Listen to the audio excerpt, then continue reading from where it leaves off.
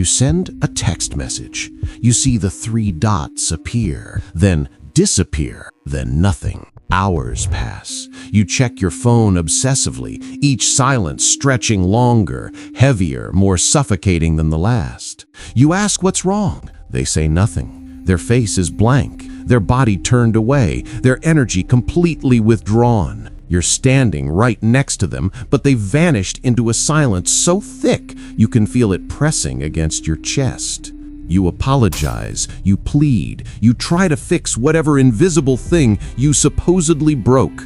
But the silence continues, cold and impenetrable, turning your shared space into a psychological prison where you're both the inmate and the one desperately rattling the bars. This is the silent treatment, and if you've experienced it, you know it's not just silence.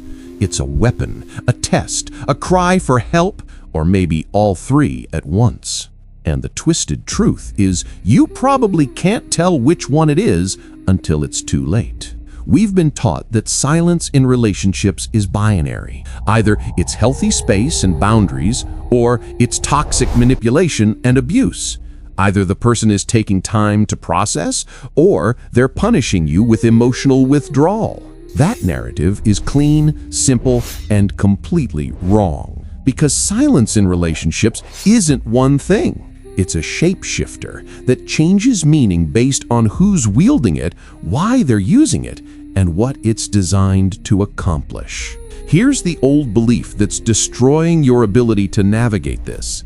Silence is always about you. When someone goes quiet, you assume it's because of something you did or didn't do, something you are or aren't. You take ownership of their silence and spend all your energy trying to end it. But what if their silence has nothing to do with you and everything to do with what's happening inside them that they either can't articulate or won't risk revealing? What if silence is the language people speak when their real language has failed them? The truth your relationships have been hiding from you is this: silence is the last frontier of emotional communication, and most people enter it for one of 3 reasons. Knowing which reason is operating in your relationship is the difference between healing and destruction. The first type is strategic silence. This is silence as a calculated move in a power game. The person wielding it knows exactly what they're doing, and they're doing it to control, punish, or manipulate your emotional state. Strategic silence. It's as a signature. It's deployed after conflict as retaliation. It comes with visible hostility, cold stares, deliberate avoidance, performative withdrawal. The silent person wants you to see them being silent. They want you to suffer in your confusion and desperation. Jessica had been dating Ryan for 8 months when she first experienced his strategic silence. They'd argued about her spending time with male friends, and instead of continuing the conversation, Ryan went completely silent. Not for hours, for 3 days. He ignored her texts, walked past her without acknowledgement when they crossed paths, acted like she was invisible. But here's the tell: he was perfectly fine with everyone else. Laughing with friends, posting on social media, living his life. The silence was surgical, targeted only at her. This is strategic silence's purpose: to make you feel erased while everyone else gets their normal version of this person. It isolates you in your anxiety while they maintain perfect composure. You're supposed to break first, apologize first, submit first. The psychology here is dominance through withdrawal of presence. Humans are wired for connection. When someone important to us withdraws that connection suddenly and completely, our nervous system registers it as a threat to survival. Strategic silence exploits this wiring deliberately. And here's what makes it so effective as manipulation. You can't fight silence. You can defend yourself against accusations, debate their perspective, negotiate a compromise. But silence gives you nothing to work with. It's fighting a ghost. The person using strategic silence controls the entire dynamic. They decide when the silence starts, how long it lasts, and under what conditions it ends. Usually, it ends when you've sufficiently debased yourself, apologized for crimes you didn't commit, or agreed to whatever they wanted in the first place. But here's where it gets complicated. Not all silence that feels like punishment is actually strategic silence. Sometimes silence is trauma showing up in a relationship, and the person going quiet isn't calculating, they're drowning. The second type is protective silence. This is silence as a survival mechanism. The person isn't trying to hurt you. They're trying not to implode, and they've learned that silence is the only way they know to contain the emotional chaos happening inside them. Protective silence looks different. It comes with visible distress. The person is clearly struggling, not calmly withholding. They might say, "I can't talk about this right now," with genuine pain in their voice. They're not angry at you. They're overwhelmed by something internal. Marcus grew up in a home where emotional expression led to violence. His father would explode at any sign of vulnerability, and his mother would shut down completely during conflict. Marcus learned early that emotions were dangerous, and the safest response to emotional intensity was complete shutdown. When his girlfriend Claire would try to have difficult conversations about their future, Marcus would go silent, not because he wanted to hurt her, but because his nervous system was flooding. The conversation triggered his childhood programming that emotional engagement equals danger. His brain was doing what it learned to do decades ago: play dead until the threat passes. Except Claire wasn't a threat. She was his partner, trying to connect. But Marcus's brain couldn't tell the difference. To his nervous system, vulnerability still meant survival risk. This is protective silence's core. It's not about controlling you. It's about the silent person trying to control their own internal state. They've learned that silence keeps them safe from feelings they don't have the capacity to process or express without falling apart. The tragedy of protective silence is that it creates exactly what the person fears most.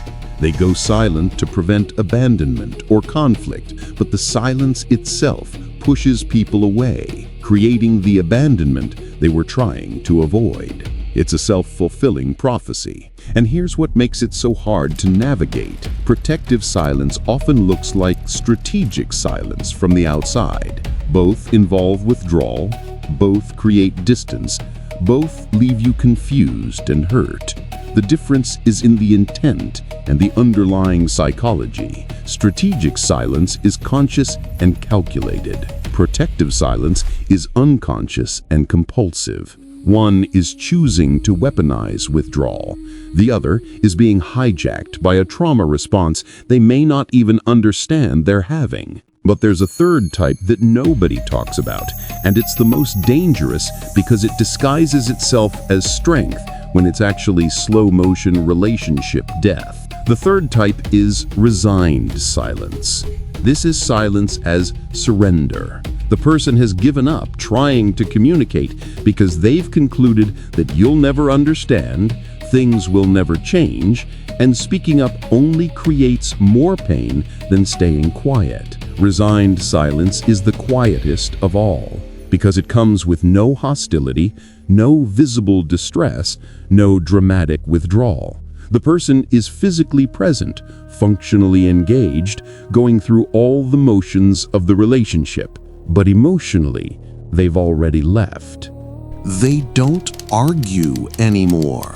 They don't defend their perspective. They don't try to explain how they feel. They just agree, comply, withdraw into themselves and let you believe everything is fine, while inside, they're planning their exit. Alicia stayed in her marriage for 3 years after she stopped believing her husband would ever really hear her. She tried everything: calm conversations, emotional pleas, therapy, ultimatums. Nothing changed. So she stopped trying. She went silent, not the dramatic kind that demands attention, but the kind that quietly accepts defeat. She answered his questions politely, fulfilled her role in the household, showed up to family events with a smile, but she wasn't there anymore, not really. Her husband thought things had gotten better. The fighting had stopped. She seemed calmer, more agreeable. He didn't realize that her silence wasn't peace. It was grief. She was mourning the relationship while still living in it, waiting for the right moment to leave. This is resigned silence's devastation. By the time the silent person speaks again, it's usually to say they're done. The relationship has been dying slowly in the silence, and the speaking partner had no idea because everything looked fine on the surface. Resigned silence is what happens when someone concludes that their voice doesn't matter in the relationship. They've tried to be heard and failed so many times that continuing to speak feels like volunteering for rejection. So they stop volunteering. And here's the brutal irony. The speaking partner often feels relieved when the silence begins. Finally, no more difficult conversations, no more conflict, no more complaints. They don't realize they're experiencing the calm before permanent ending. So now you see it. Silence in relationships is never just silence.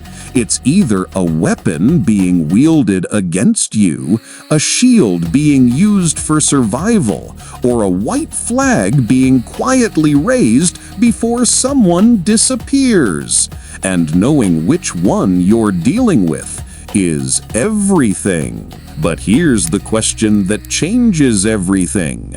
How do you tell the difference? Because your response to strategic silence should be completely different from your response to protective silence or resigned silence.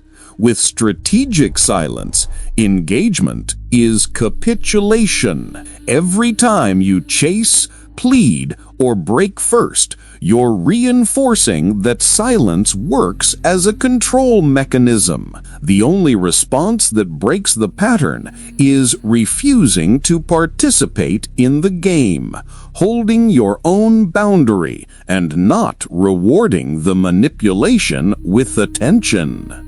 But that same response to protective silence would be devastating. Someone who's drowning in overwhelm needs patience and safety, not boundaries and distance. They need you to understand that their silence isn't rejection of you, it's protection of themselves. And resigned silence? That one requires immediate, radical honesty and change. Because once someone has entered resigned silence, you're on borrowed time. The relationship is already over in their mind. They just haven't said it out loud yet. So how do you know which silence you're dealing with? You look at the pattern. Strategic silence is episodic and transactional. It happens after specific conflicts and ends when specific conditions are met. It's used repeatedly as a tool. Protective silence is triggered and reactive. It happens when emotional intensity crosses a threshold the person can't handle. It's accompanied by genuine distress, and the person usually feels terrible about it afterward when they've regulated. And resigned silence? is chronic and pervasive.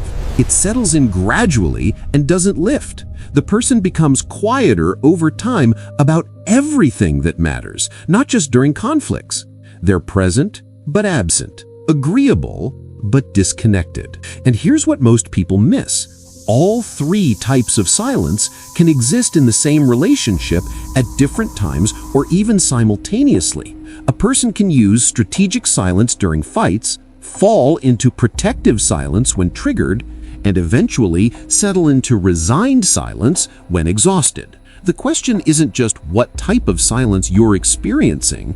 The question is, what type of silence are you creating in your partner? Because if you're the one always speaking, always pursuing, always demanding engagement, you need to ask yourself whether you've made silence the only safe option they have left. Maybe their silence is strategic, and you're dealing with someone who's learned that withdrawal gets them power and control. Maybe their silence is protective, and your intensity or unpredictability has taught them that speaking up leads to overwhelm or attack. Or maybe their silence is resigned, and you've spent so long not hearing them that they've given up trying to be heard. In which case, their silence isn't the problem, it's the symptom of a relationship that's been slowly suffocating them. Here's the truth that will either save or end your relationship. Silence in relationships is the most honest form of communication most people ever engage in. When words fail, or become too dangerous, or stop mattering, silence speaks the truth that voices couldn't or wouldn't say. And if you're brave enough to listen to what the silence is telling you, you'll know exactly where you stand and what your relationship actually is underneath all the words you've been using to avoid that truth.